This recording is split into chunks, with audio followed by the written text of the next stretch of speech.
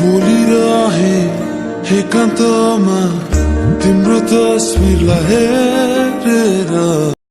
So hello guys, welcome back to our channel. आज पनि म फेरि अर्को लाइट मोसन ट्युटोरियल लिएर आइसकेको छु। प्रिभ्यू हेरिसक्नु भयो कस्तो सिक्छौँ भनेर। आजको भिडियो चाहिँ सर्ट एन्ड स्विट हुन्छ, त्यसैले भिडियोलाई ध्यान दिएर हेर्नु होला। नयाँ हुन्छ भने सब्सक्राइब गरिदिनु होला होइन। सो गाइज के भन्नुभएको थियो भने फ्लिप बुकवाला सिकाउनु भन्नुभएको थियो एकजनाले। त्यो चाहिँ सिकाउनु अलि अप्ठ्यारो हुने भएकाले मतलब झ्याउ लाग्छ क्या सिकाउनु होइन। कस्तो बोरिङ टाइप्स हुन्छ, त्यसले नसिकाएको। अझै पनि सिक्न चाहनुहुन्छ भने कमेन्ट गरिदिनु होला र म नेक्स्ट भिडियो चाहिँ जसरी पनि त्यो फ्लिप बुकवाला सिकाउँछु होइन। सो आजको भिडियो चाहिँ यो सिक्छौँ होइन। सो गाइस मैले चाहिँ लिरिक्स ल्याइसकेको छु। लिरिक्समा चाहिँ मैले नेपाली फन्ट युज गरेको छु, हेर्न सक्नुहुन्छ।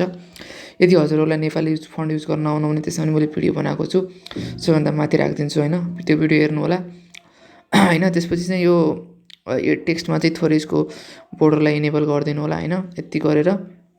त्यसपछि यो ब्याकग्राउन्डको जुन भिडियो छ नि, यो चाहिँ यो पनि म तल राखिदिने ट्राई गर्छु होइन, राखिदिन्छु होला। त्यो चाहिँ हेर्नु होला होइन, ड्राइभबाट सेभ गर्नु होला। सो त्यसपछि चाहिँ अब यसमा थोरै इफेक्ट दिन्छौँ। त्यो इफेक्ट बेन्ड इफेक्ट मात्रै हुन्छ, हेर्नु होला होइन। सो गाइस बेन्ड इफेक्टलाई एड गर्नु होला। एड इफेक्टमा गएर यसरी एड इफेक्टमा गएर बेन्ड इफेक्ट छ नि, यसलाई सर्च गर्नु होला। यसलाई चाहिँ उ गर्नु होला होइन।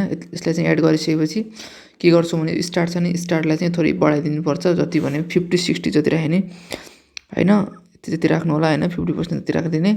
अनि यसको जुन यो फ्रिज छ नि, फ्रिजलाई चाहिँ bend to the same side गरिदिनु होला। यति गरिसकेपछि अब हामीले चाहिँ एङ्गलमा चाहिँ की फ्रेम दिनुपर्छ। यसलाई थोरै तन्काउँ होइन, सरी। सो यो एङ्गलमा चाहिँ हामीले की फ्रेम दिन्छौँ, एउटा अगाडि अनि एउटा थोरै यतिको डिफ्रेन्स चाहिँ अलि पछाडि दिने होइन। जुन अगाडिको की फ्रेम छ नि, यसको एङ्गललाई चाहिँ हामीले चाहिँ यसरी डिक्रिज गरेर -180 डिग्री गरिदिने र यसलाई चाहिँ यसरी पछाडि लैजाने होइन। सो गाइस यति गरिसकेपछि अनि पछाडि आउने होइन। यति गरिसकेपछि अलिक पछाडि आउने, पछाडि आएपछि दुईवटा की फ्रेम फेरि दिने त्यतिको अगाडिको जति डिफ्रेन्समा। एउटा की फ्रेम यता अनि एउटा लास्टमा होइन। सुरुको चाहिँ 0 नै राख्ने अनि जुन सेकेन्ड की फ्रेमलाई चाहिँ इन्क्रिज गरेर +180 डिग्री गरिदिने होइन। अनि यसलाई चाहिँ यसरी पछाडि लैजाने होइन। सो गाइस त्यसपछि के गर्ने भनेपछि दुईवटा की फ्रेमको बिचमा आउने होइन। अनि दुईवटा की फ्रेमको बिचमा आउने, यसरी ग्राफमा गएर यो सेकेन्डवालामा सिलेक्ट गर्नु होला होइन। माथि सेकेन्डमा सिलेक्ट गर्ने, 4वटा मध्ये यता 4वटा आउँछ नि, यसमध्ये यस्तो सेकेन्डमा क्लिक गर्नु भने यस्तो आउँछ। अनि यसलाई चाहिँ यस्तो गर्नु होला र यसलाई चाहिँ अलिक तल ल्याइदिनु होला। यस्तो खाले ग्राफ गराउनु होला, हेर्नु होला है। यस्तो खाले ग्राफ गराइदिनु होला। त्यसलाई चाहिँ यति गराइसकेपछि 3 डटमा गएर यसलाई चाहिँ कपी कर्भ गर्नु होला होइन। कपी कर्भ गरेर अनि यसको पछाडिको 3वटा की फ्रेममा गएर यसलाई चाहिँ पेस्ट कर्भ, 2वटा की फ्रेममा आएर पेस्ट कर्भ गर्नु होला। अनि यसलाई चाहिँ रिभर्स गर्नु होला होइन। सो गाइस रिभर्स गरिसकेपछि अरू केही नगर्नु होला। माथि लेफ्ट राइट टप छ नि, यसमा चाहिँ राइट सिलेक्ट गरिदिनु होला। राइट सिलेक्ट गरिदिइसकेपछि हाम्रो चाहिँ लाग्छ होइन की फ्रेम। यति नै हो। सो गाइस यति नै हो हाम्रो की फ्रेम। एउटा मात्रै इफेक्ट हो, बेन्ड इफेक्ट होइन। सो गाइस अर्को भिडियोमा चाहिँ म अरू सिकाउँछु होइन। सो त्यसपछि चाहिँ यो 3 डटमा यसलाई चाहिँ 3 डटमा गएर कपी इफेक्ट गर्नु होला।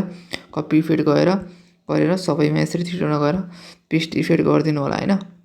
अनि पेस्ट इफेक्ट गरिदिनु होला, यसरी सबैमा पेस्ट इफेक्ट गरिदिनु होला।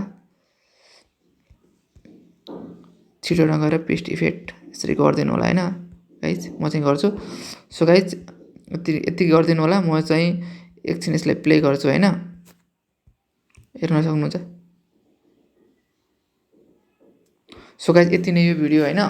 कमेन्ट गर्नु होला होइन, कस्तो सिक्ने भनेर कमेन्ट गर्नु होला। सबैको पुरा पनि कहिले गर्न सकिँदैन, त्यसैले जति सक्छ ट्राई गर्छु होइन मैले चाहिँ। अनि त्यसपछि चाहिँ कमेन्ट गर्नु होला र अर्कोमा चाहिँ मैले सिकाउँछु होइन, अर्को भिडियोमा चाहिँ। So guys thank you for watching, see you in the next video.